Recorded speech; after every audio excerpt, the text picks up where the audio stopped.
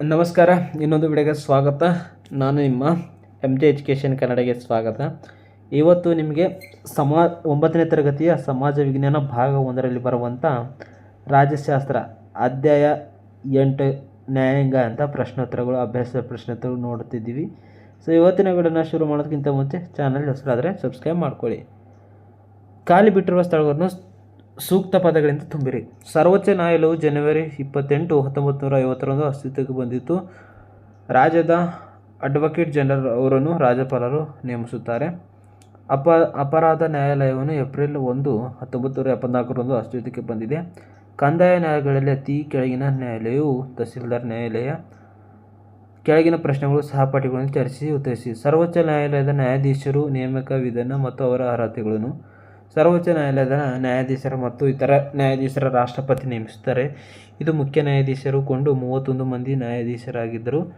ಸರ್ವೋಚ್ಚ ನ್ಯಾಯಾಲಯವು ನ್ಯಾಯಾಧೀಶರ ಅರ್ಹತೆಗಳು: ಭಾರತದ ಪ್ರಜೆ ಆಗಿರಬೇಕು. ಯಾವುದೇ ಉಚ್ಚ ನ್ಯಾಯಾಲಯದಲ್ಲಿ ಕನಿಷ್ಠ 5 ವರ್ಷಗಳು ಕಾಲ ನ್ಯಾಯಾಧೀಶರಾಗಿ ಸೇವೆ ಸಲ್ಲಿಸಿರಬೇಕು ಅಥವಾ ಯಾವುದೇ ಉಚ್ಚ ನ್ಯಾಯಾಲಯದಲ್ಲಿ 10 ವರ್ಷಗಳ ಕಾಲ ವಕೀಲರಾಗಿ ಸೇವೆ ಸಲ್ಲಿಸಬೇಕು.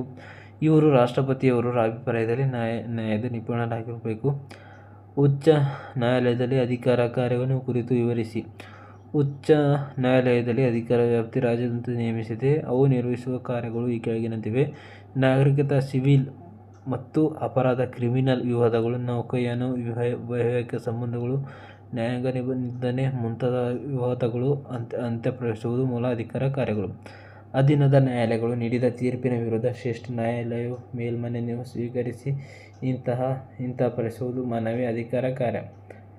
ಶ್ರೇಷ್ಠ ನ್ಯಾಯಾಲಯದ ವ್ಯಾಪ್ತಿಯಲ್ಲಿರುವ ಬರುವ ಅಧೀನ ನ್ಯಾಯಾಲಯಗಳಲ್ಲಿ ಮುಕ್ತ ಮೊಕದ್ದಮೆಗಳು ತನ್ನಲ್ಲಿಗೆ ವರ್ಗಾಯಿಸುವ ಕೆಲವು ನಿಯಮಗಳು ಅಧೀನ ನ್ಯಾಯಾಲಯಗಳು ಪಾಲಿಸುವಂತೆ ಮತ್ತು ಎಲ್ಲ ದಾಖಲೆಗಳನ್ನು ಸಂಗ್ರಹಿಸಿಕೊಳ್ಳುವಂತೆ ನಿರ್ದೇಶನ ನೀಡಿ ಅವುಗಳ ಮೇಲ್ವಿಚಾರಣೆ ಮಾಡುವ ಅಧಿಕಾರ ಕಾರ್ಯವನ್ನು ಹೊಂದಿದೆ.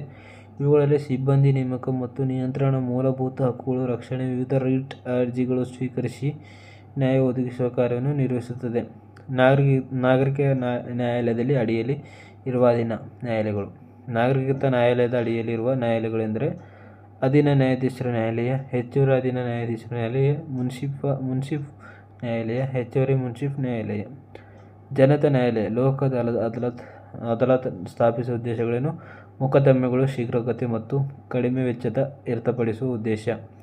ಒಂದು ನಿರ್ದಿಷ್ಟ ಪ್ರಕರಣದಲ್ಲಿ ಭಾಗಿಯಾದ ಇಬ್ಬರು ವ್ಯಕ್ತಿಗಳ ನಡುವೆ ವಿವಾದಗಳು ರಾಜ್ಯ ಸಮಾಧಾನ ಮಾಡಿಸುವ ಅಥವಾ ಇತ್ಯರ್ಥಪಡಿಸುವ ಉದ್ದೇಶದಿಂದ ಜನತಾ ನ್ಯಾಯಾಲಯ ಲೋಕ ಅದಾಲತ್ ಸ್ಥಾಪಿಸಲಾಗಿದೆ. ಸ್ನೇಹಿತರೆ, ಇದಾಗಿತ್ತು ಇವತ್ತಿನ ಅಭ್ಯಾಸದ ಪ್ರಶ್ನೋತ್ತರ. ಇವತ್ತಿನ ವಿಡಿಯೋನ ಇಷ್ಟವಾದರೆ ಲೈಕ್ ಮಾಡಿ ಮತ್ತು ಚಾನಲ್ಗೆ ಹೊಸರಾದರೆ ಸಬ್ಸ್ಕ್ರೈಬ್ ಮಾಡ್ಕೊಳ್ಳಿ.